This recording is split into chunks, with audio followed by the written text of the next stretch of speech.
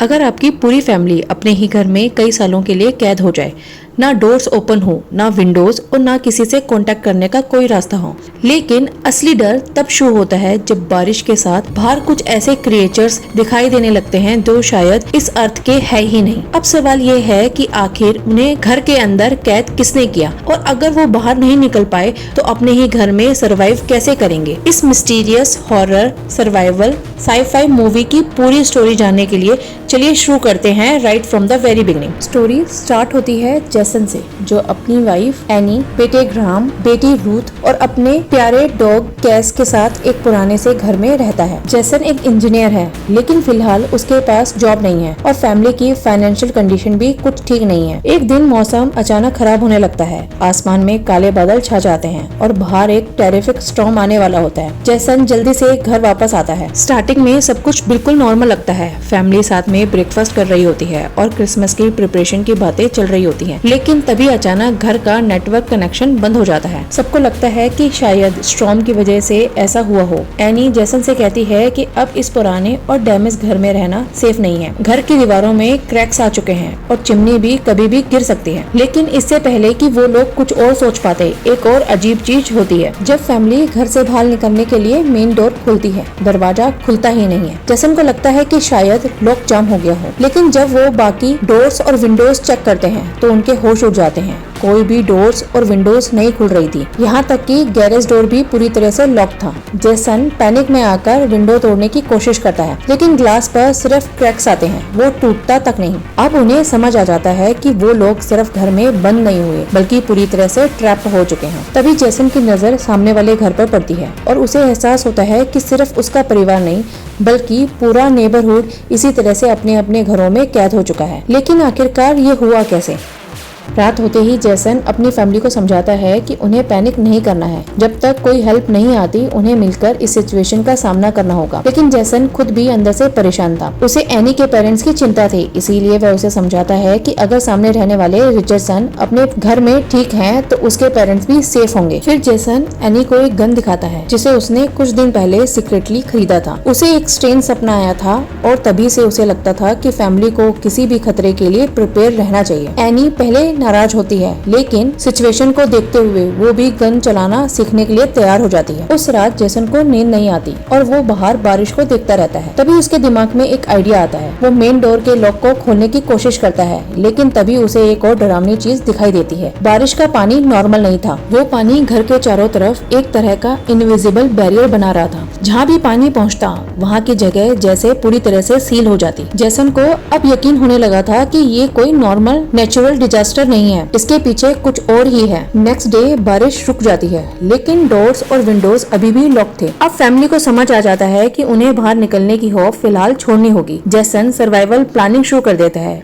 उसके पास करीब 2 महीने का राशन था, इसीलिए वो सबको फूड, वाटर और इलेक्ट्रिसिटी बहुत केयरफुल यूज करने के लिए कहता है। वो बच्चों को छोटी छोटी सर्वाइवल स्किल्स सिखाता है, जैसे फिशिंग और फूड मैनेज करना। जेसन ट्राई करता है कि बच्चे इस स्केरी सिचुएशन को ज्यादा सीरियसली ना लें। इसी तरह दिन गुजरते जाते हैं। 1 वीक, देन 2 वीक्स। घर के अंदर फैमिली मूवीज देखते हैं, म्यूजिक पर डांस करते हैं और छोटी छोटी चीजों में खुश रहने की कोशिश करते हैं। लेकिन बाहर हालात लगातार खराब हो रहे थे। उनके नेबर रिचर्डसन के घर में फूड खत्म हो जाता है और जेसन चाहकर भी उनकी मदद नहीं कर पाता। फिर एक दिन उनकी बेटी रूथ कुछ स्ट्रेंज ड्राइंग बनाने लगती है। उसे लगता है कि उसने बारिश के अंदर किसी चीज को देखा है। वो उसे रेन वॉकर कहती है। फैमिली को लगता है कि रूथ ने शायद कोई एनिमल देखा है, लेकिन रूथ को पूरा यकीन था कि वो कोई एनिमल नहीं था। वो कुछ था जो बारिश के अंदर घूम रहा था और जैसे उससे कुछ कहने की कोशिश कर रहा था।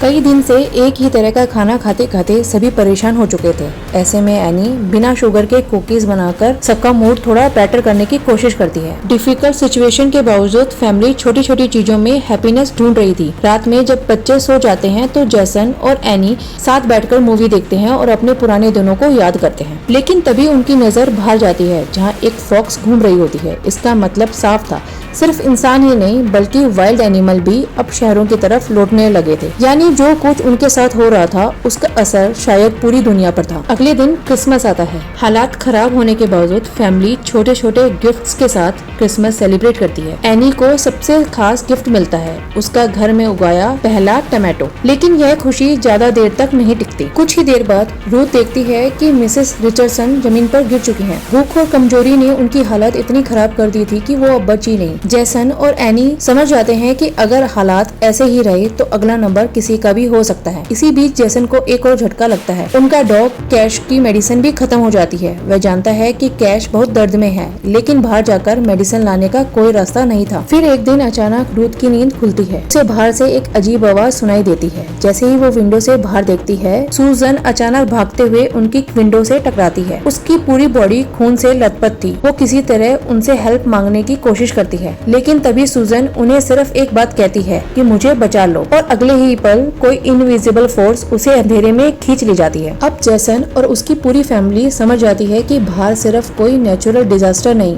बल्कि वहाँ किसी की डेंजरस प्रेजेंस है। जेसन तुरंत सभी कर्टन्स बंद करवा देता है। उसे डर था कि अगर उन क्रिएचर्स की नजर घर के अंदर मौजूद फैमिली पर पड़ गई तो उनका बचना मुश्किल होगा। लेकिन सबसे शॉकिंग बात तब सामने आती है जब वे रूथ के बनाई हुई ड्राइंग देखते हैं। रूथ इन क्रिएचर्स को पहले से ही देख चुकी थी और उसके अकॉर्डिंग उनमें से एक क्रिएचर शायद फ्रेंडली था। जेसन इस बात पर भरोसा नहीं करता। वो साफ वार्निंग देता है कि अब बारिश के दौरान कोई भी विंडो के पास नहीं जाएगा। इसके बाद पूरी फैमिली एक ही रूम में सोने लगती है। जेसन को समझ आने लगता है कि उनके पास बचा हुआ फूड और रिसोर्सेज भी ज्यादा दिन तक नहीं चलने वाले। इसी दौरान एक एक्सीडेंट उनके लिए एक नई पॉसिबिलिटी लेकर आता है। ऊपर की चिमनी का एक हिस्सा गिर जाता है और जेसन नोटिस करता है कि चिमनी का रास्ता अब थोड़ा खुल चुका है। मे बी यही घर से बाहर निकलने का एक रास्ता हो सकता है। लेकिन प्रॉब्लम ये थी कि जेसन खुद उस रास्ते से नहीं निकल सकता था। तभी छोटी रूथ आगे आती है। जेसन एक पुली की मदद से रूथ को चिमनी के पास पहुंचाता है। रूथ किसी तरह अपना हाथ बाहर निकालने में कामयाब भी हो जाती है, लेकिन पाइप्स की वजह से वो पूरी तरह से बाहर नहीं निकल पाती और कैश के दर्द में कराहने की आवाज आती है।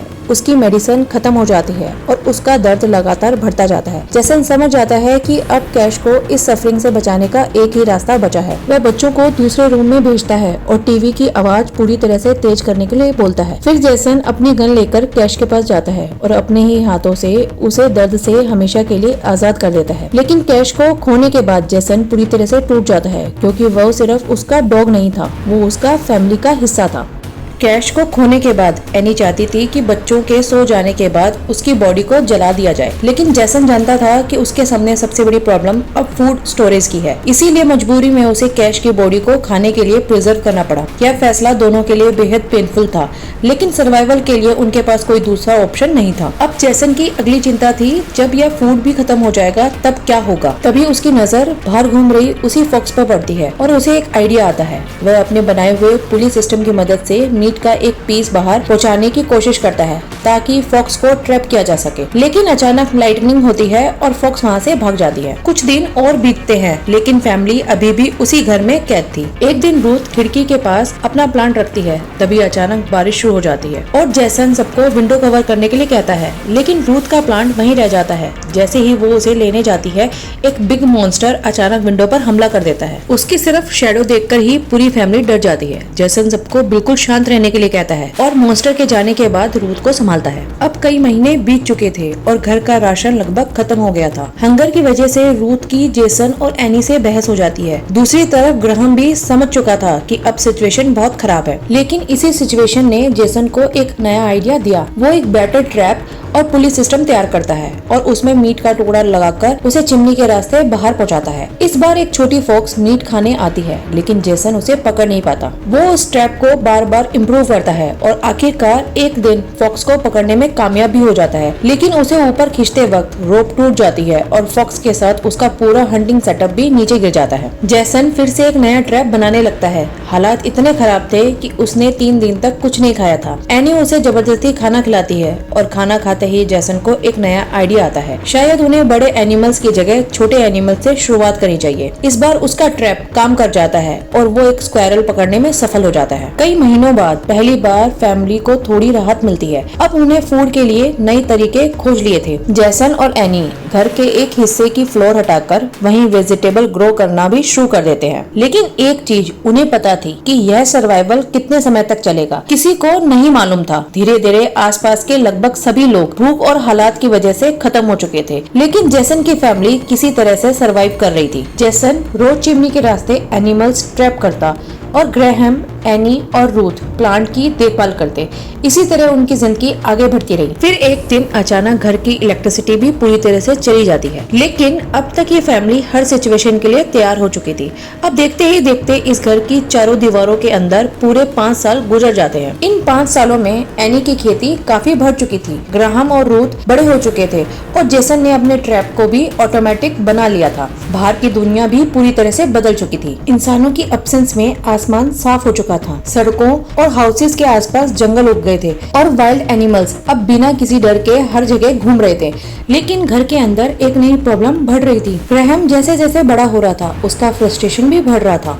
वो इस घर में कैद रहकर थक चुका था और किसी तरह बाहर की दुनिया देखना चाहता था। ऊपर से उनका पुराना घर भी अब पहले से ज्यादा कमजोर हो चुका था। एनी को लगने लगा था कि घर की जमीन धीरे धीरे धंस रही है और अगर ऐसा चलता रहा तो एक दिन पूरा घर उनके ऊपर गिर सकता है। तभी जैसन फैमिली का मूड थोड़ा बेटर करने के लिए उन्हें गैराज में ले जाता है। वहाँ एक पुरानी स्पोर्ट्स कार कई सालों से पड़ी थी और जेसन ने इन सालों में उसे ठीक करने में जो मेहनत की थी, अब वो फाइनली काम करने वाली थी। गैराज में उस पुरानी स्पोर्ट्स कार को स्टार्ट देखकर एनी और रूथ काफी खुश हो जाते हैं, लेकिन ग्राहम बिल्कुल खुश नहीं था। उसके हिसाब से जब वो घर से बाहर नहीं निकल सकता तो इस कार को ठीक करने का क्या फायदा। इसी बात पर उसकी जेसन से बहस हो जाती है और वो गुस्से में वहाँ से चला जाता है। एनी बाद में जेसन को समझाती है कि बच्चे अब बड़े हो रहे हैं, इसीलिए उन्हें बचपन की तरह नहीं बल्कि उनकी बढ़ती एज और फ्रस्ट्रेशन को समझते हुए संभालना होगा। कुछ समय बाद फिर बारिश शुरू हो जाती है और वही रेन वाटर अब उनका ड्रिंकिंग वाटर था, इसीलिए पूरी फैमिली पानी कलेक्ट करने में लग जाती है। लेकिन तभी कुछ ऐसा होता है जो पिछले 5 सालों में कभी नहीं हुआ। एक मॉन्स्टर उनके घर के बाहर आकर खड़ा हो जाता है। फैमिली डरकर छिप जाती है, लेकिन अचानक वो मॉन्स्टर मेन डोर खोलकर घर के अंदर आ जाता है। मॉन्स्टर धीरे धीरे घर के अंदर उन्हें सर्च करने लगता है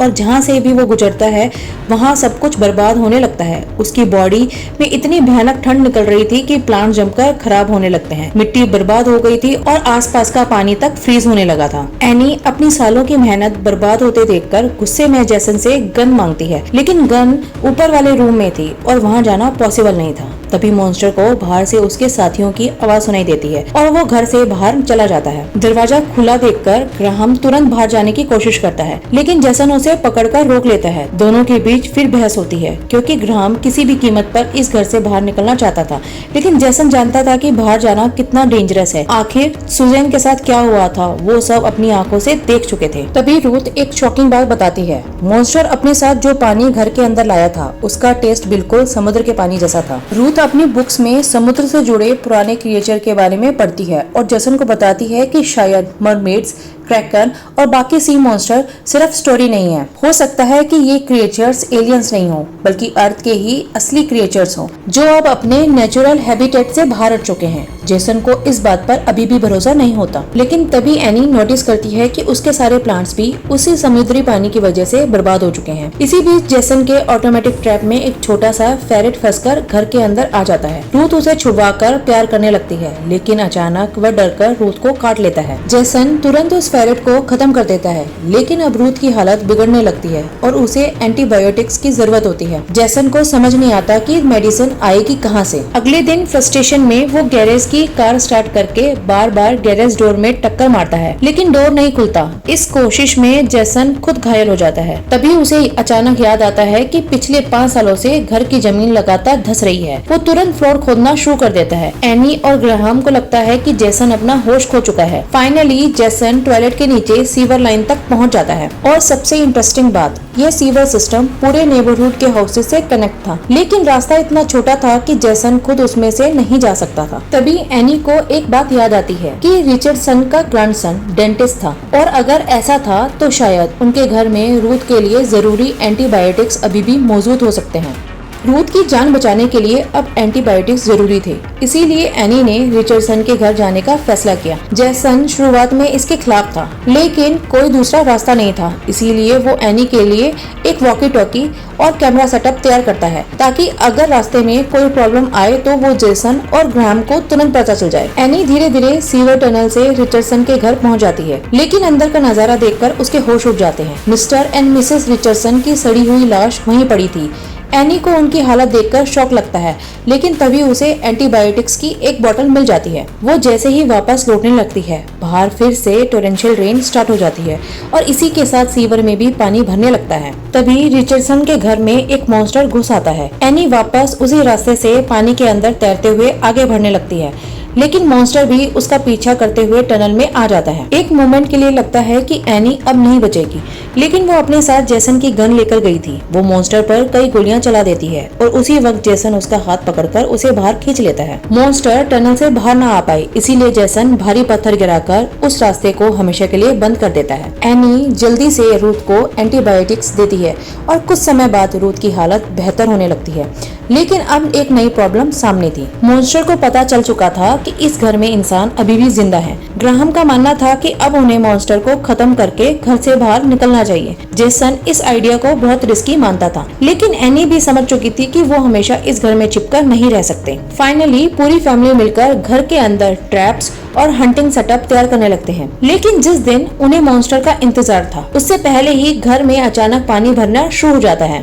सब अपनी जान बचाने के लिए एटिक में चले जाते हैं। कुछ ही देर बाद मॉन्स्टर उनके सामने आ जाता है। एनी किसी तरह एक ऑयल बॉम्ब उसके ऊपर फेंक देती है और उसमें आग लगा देती है। जेसन उसे क्रॉसबो से शूट करने की कोशिश करता है, लेकिन उसका निशाना चूक जाता है और मॉन्स्टर उसे पकड़कर पानी में फेंक देता है। किसी तरह एनी उससे बचकर एटिक पर चली जाती है, लेकिन अब प्रॉब्लम और भी बड़ी थी। एटिक में भी पानी भरने लगा था। अगर वे मॉन्स्टर से बच भी जाते तो कुछ ही देर में पानी में डूब सकते हैं। तभी ग्राहम जेसन का क्रॉसबो तैयार करता है और पानी में उतर जाता है। जैसे ही मॉन्स्टर उन पर अटैक करने आता है, जेसन उसे शूट कर देता है। क्रॉसबो की रोप नीचे खड़ी कार से कनेक्ट थी। एरो लगते ही कार स्टार्ट होती है और उसके साथ बाकी सारे ट्रैप्स भी एक्टिवेट हो जाते हैं। मॉन्स्टर उस ट्रैप में बुरी तरह से फंस जाता है। इसी दौरान घर के पास एक बड़ा होल बन जाता है और पूरा पानी वहाँ से बाहर निकल जाता है। अब जेसन मॉन्स्टर के पास जाता है और उसे बाहर निकलने के लिए डोर खोलने को कहता है, लेकिन मॉन्स्टर कोई रिस्पॉन्स नहीं देता। जेसन उसे खत्म करने ही वाला होता है कि रूथ उसे रोक देती है।